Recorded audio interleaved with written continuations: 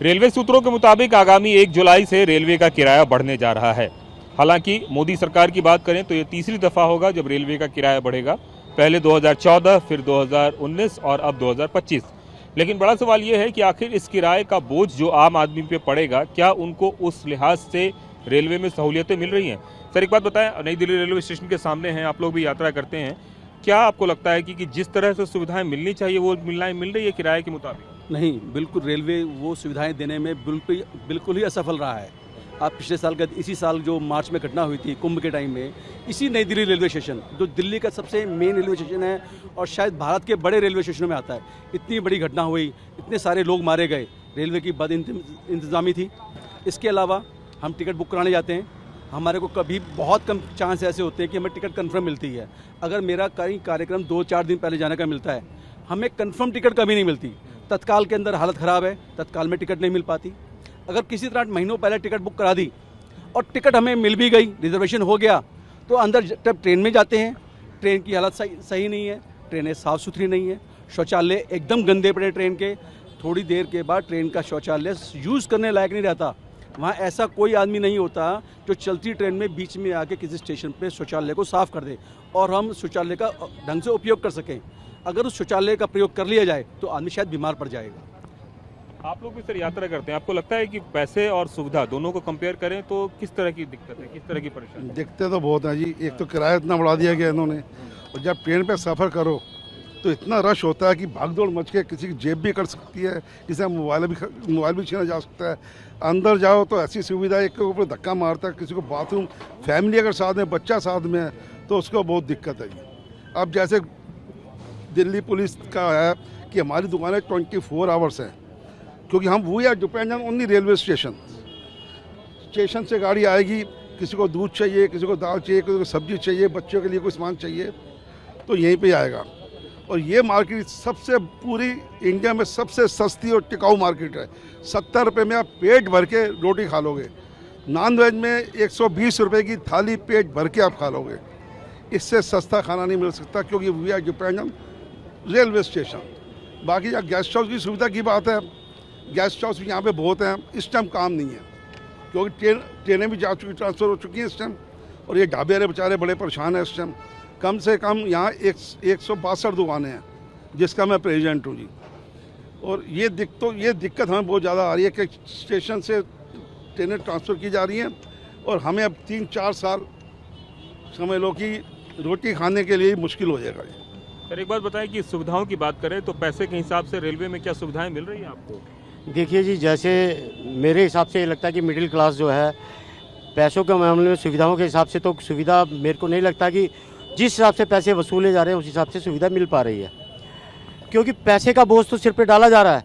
और ये कहा जा रहा है कि ये कंपटीशन कर रहे हैं विदेशों से कंपटीशन के चक्कर में जनता के ऊपर तो पैसे का बोझ बढ़ाया जा रहा है, टिकट के बोझ बढ़ाया जा रहा है, किंतु वो सुविधाएं वो दे नहीं पा रहे हैं।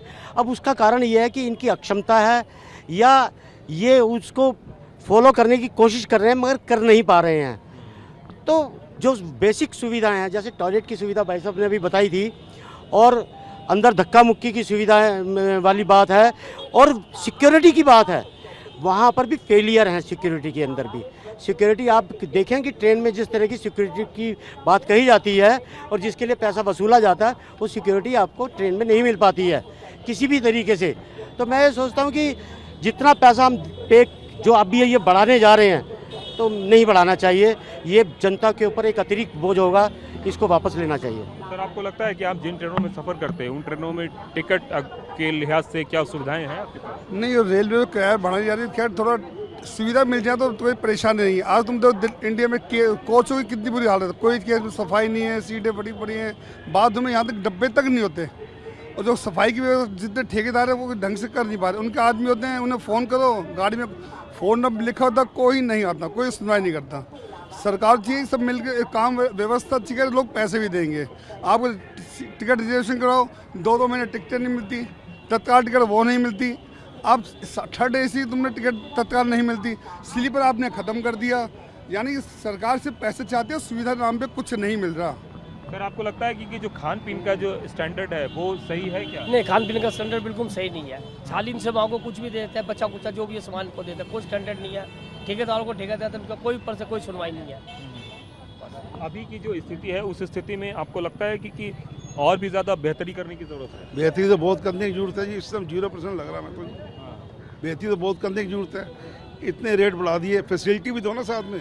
एक चीज़ 10 रुपए की, तुम अगर 20, यहाँ नई दिल्ली स्टेशन पे एक पानी की बोतल, बिस्लरी की बोतल जो है, पानी एक ही है, यहाँ 20 रुपए की मिलेगी। यहाँ से कनार पे चले जाओ 40 रुपए की मिलेगी, पंजारा और चले जाओ 700 रुपए की मिलेगी, 5 स्टार 150 रुपए की मिलेगी। पानी वही है, मगर इनको ये थोड़ा ये चाहिए कि जैसे छोटे छोटे ढाबे हैं उनका ध्यान रखें, क्योंकि नई दिल्ली स्टेशन से जो भी कस्टमर उतरता है उसको भूख लगती है, किसी को चाय, किसी को दूध, किसी को पानी चाहिए, किसी का बच्चा भी होता है, हर चीज़ की फैसिलिटी हम देते हैं उनको।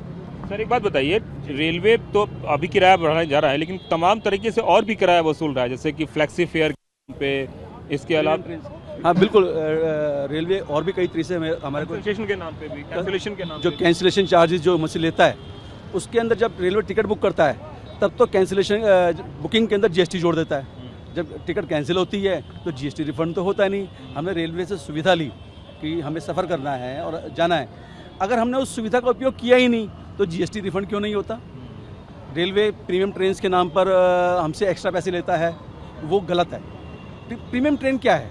ट्रेन तो उसी टाइम पर पहुँचा रही है, उसमें प्रीमियम कुछ भी नहीं है, लेकिन फिर भी रेलवे पैसा फालतू ले रहा है। और साथ में नाम प्रीमियम ट्रेन का है, नाम बड़ी ट्रेन का है, लेकिन उसमें जो खाना मिलता है वो स्टैंडर्ड खाना नहीं मिलता।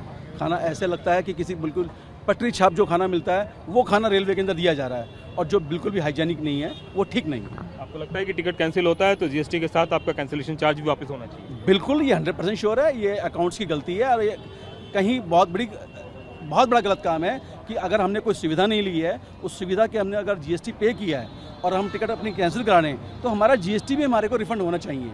आपको लगता है कि इस तरह से रेलवे अपनी सिर्फ आमदनी बढ़ा रहा है, जनता की सहूलियत कम हो देखो, रही है? ये रेलवे को उतनी टिकट देनी चाहिए जितनी सीटें अवेलेबल इन पे हो। ये वेटिंग टिकट 300 टिकट वेटिंग दे देते हैं, जब कैंसिल करवानी चाहिए तो पूरे पैसे मिलते नहीं हैं। या तो उतनी टिकटें अलॉटमेंट करो जितनी आप दे सकते हो, ऐसे से कस्टमर परेशान, पैसेंजर परेशान होता है।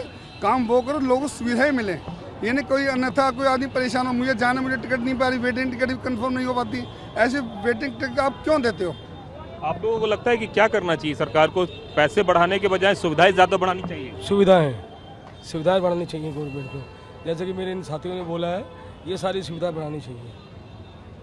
निश्चित रूप से पैसे और सुविधा की अगर बात करें तो वो ज़्यादा बढ़ना ज़रूरी है, बशर्ते कि किराए की अगर हम बात कर रहे हैं। कैमरामैन राजेश के साथ कुमार कुंदन, TV9 भारतवर्ष, दिल्ली।